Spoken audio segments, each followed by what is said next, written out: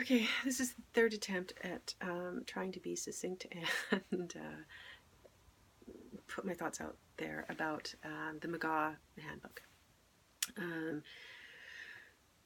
what I'm suggesting is that I've already started working on a sort of breakdown of the different issues, so that have sort of titles, so that basically the idea is there'll be different categories, and then I'll post it somewhere, maybe in the comment sections of different Canadian bloggers, whatever. I'm not sure at this point. Maybe in a discus thing like what Tron was talking about. Maybe, I don't know if you can make your own Reddit pages, but maybe on like a forum page somewhere. Anybody with ideas, please share. And then what could happen is it could be people could copy and paste that document, and then go underneath the different headings and add their thoughts under the different headings. Um, so we could put together all of the different ideas and all of the different stances on the big issues that are affecting all of us, like the environment, gun control, the border security issues, Trudeau spending a ridiculous amount of money on stupid things like play sets and glasses and whatever. Um, but it would put all of those things together, and then what I could do, because I'm going to have a month where I'm sitting at home entertaining my dad who's recovering from surgery, or will be. He hasn't had the surgery yet. That's why I'm going home. Um, and then, like, once all of that, everybody's contribution comes in, then I can go through it. I am a writer. I do a lot of editing and stuff, of lots of different work. So I'm used to putting these kinds of things together.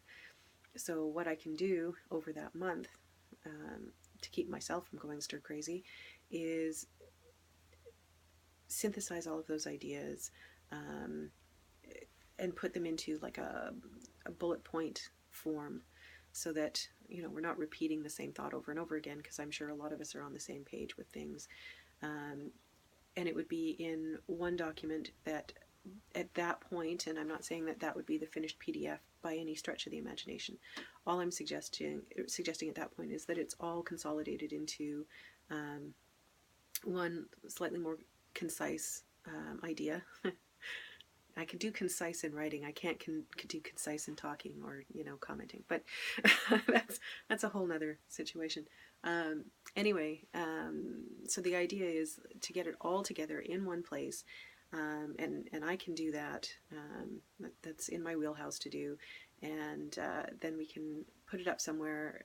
Again, whether it's in a discuss type of situation, or on some kind of forum or whatever, and then it can be discussed and looked at and thought about more clearly, and then we can put something even more concrete together over time.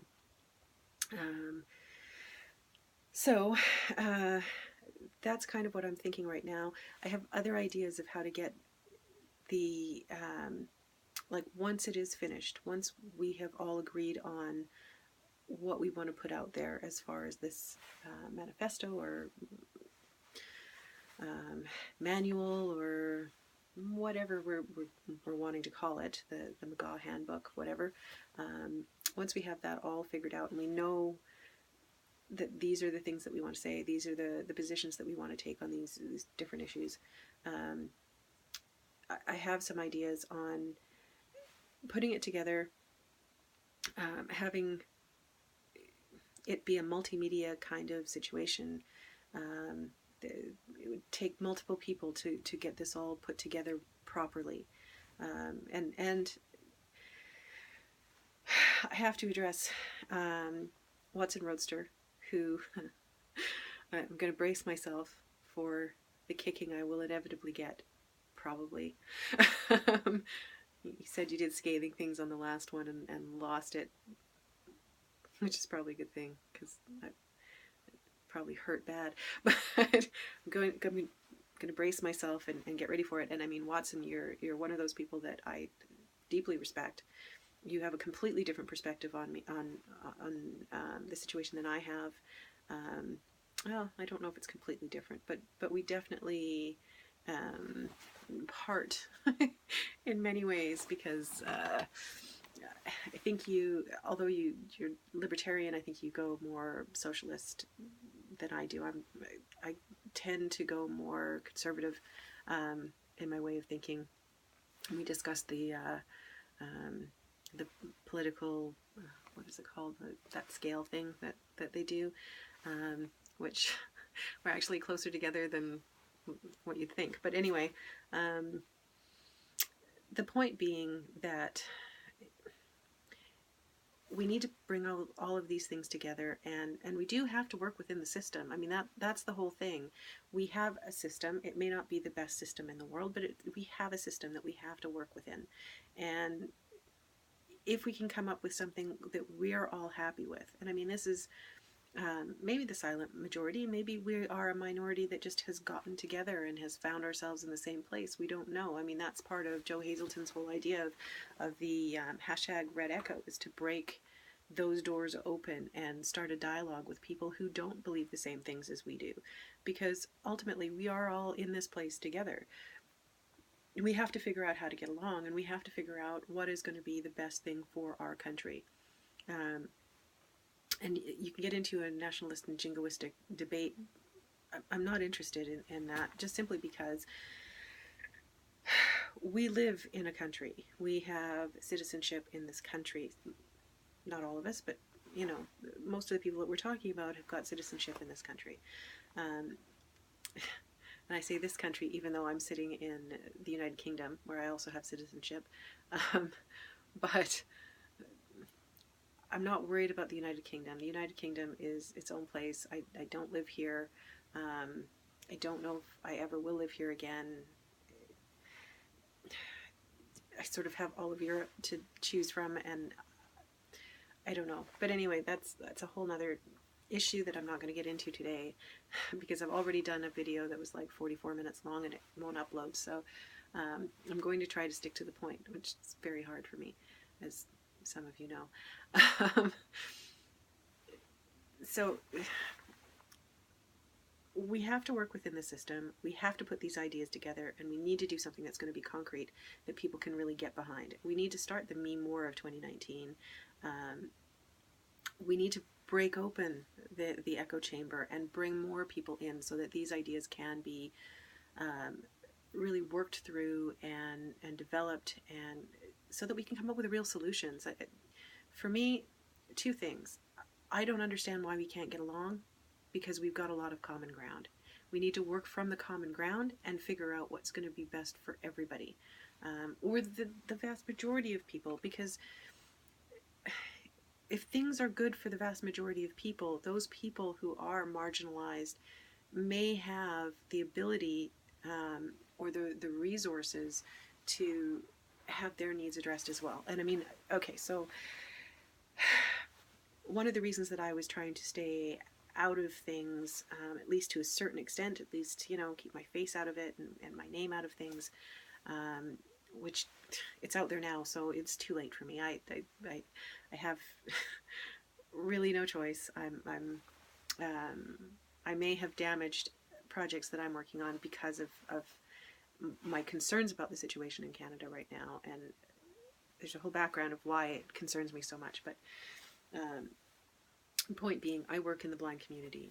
I have a degenerative eye disease myself called retinitis pigmentosa, and because of that I got involved in the blind community. One of the things that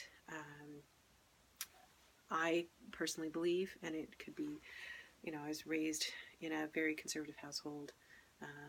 My father was very politically active. Every once in a while, if they do archive footage from the Trudeau years, sometimes my dad will pop up in one of the interviews that he did back in the day. But anyway, that's a whole nother story. I'm not going to get into it. I just find them funny now. But so working in the blind community, one of the things that I believe is that everybody needs to be a contributing member of society. It's better for them. They're for their self-esteem, for their pocketbook for everything. Socially, it's better. The more voices that you can bring together, the more people that are contributing to a society from various different backgrounds, the better the society is. It's just what I believe, what I've always believed. It's part of why I think, it'd be nice if we could just all get along and come up with solutions instead of whining about the problems. We need to find best practices and move forward on those best practices. That being said, I have to work within or collaborate with government agencies and charity organizations, which these places aren't exactly open to conservative voices. Recently listened to a vlog by Adam Daniel Mazet where he was talking about the couple that live in Hamilton and are self-censoring because of where they live, and they know that their views aren't popular, and so they don't say a whole heck of a lot because it can be dangerous for, not physically, but it can be dangerous socially for them, and it can cause problems. And with what I do, it's the same thing.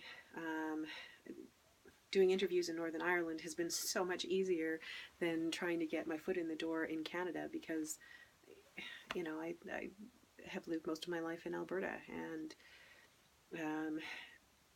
to get a foot in the door in Ontario where these programs can be implemented has been frustrating. Things are starting to turn around, and a lot of that has to do with my going out of the country and getting a reputation outside of the country in the work that I do, but that's a whole nother discussion that I'm not going to get into. Basically, the idea is that, I censored myself, not whenever I was around people in real life, but I didn't get involved as much and kind of tried to hide online so that not as many people would know who I am, so that maybe I could get my foot in the door with these different agencies. So serious damage may have been done to that side of my life. But, hopefully people will understand that my concern and the reason that I'm doing this and the reason that I am finally getting in front of a camera instead of staying behind it and, tapping on my keyboard is because I care about what's happening. And I've seen, having spent some of my teenage years in Belfast, Northern Ireland, I've seen what it looks like to live in a country that is a country where terrorism happens on a regular basis. A country, like we called it, the Troubles. There's so many issues, and it becomes so much a part of your daily life. I've talked in comments before about when I was young, not so much whenever I was a teenager. Things had sort of loosened up a little bit by then. But when I was younger and we'd come back to Ireland for holidays and things, you would go into the city centre or downtown, depending on where you are. You'd call it something different. But we'd go into city centre, and as you're going into city centre, if whether you're walking, you go through these big metal doors. If you're going in by a vehicle, and we usually took the public transport, because public transport in the United Kingdom is fantastic. Well, all over Europe, it's pretty darn awesome. You can get just about anywhere on public transport, which is phenomenal. But anyway, we would take a bus downtown into city centre, and there were these massive, big metal gates that you would have to go through, and there was like razor wire along the top, and soldiers everywhere, and big guns, and they'd put like these mirrored things underneath the bus so that they could see if there was a bomb under the bus, and a soldier would come in and search everybody's bag, and you'd go into city centre, and then even though you had been searched on the way in, you would go into a store and you'd get searched again, and you'd go out of the store and you'd be searched again, and you'd go into a restaurant and be searched, and you were constantly being searched. But it never really occurred to anybody that this was, I'm sure it was a conscious thought that this isn't normal, but at the same time it was just part of life. You didn't make a big deal out of it. It was just the way things were. And that's one of the things that I find so offensive about the City Con statement, that, terrorism is part and parcel of living in a big city. Well, no, it shouldn't be. That's not right. That's not the right way of thinking. There is no way in hell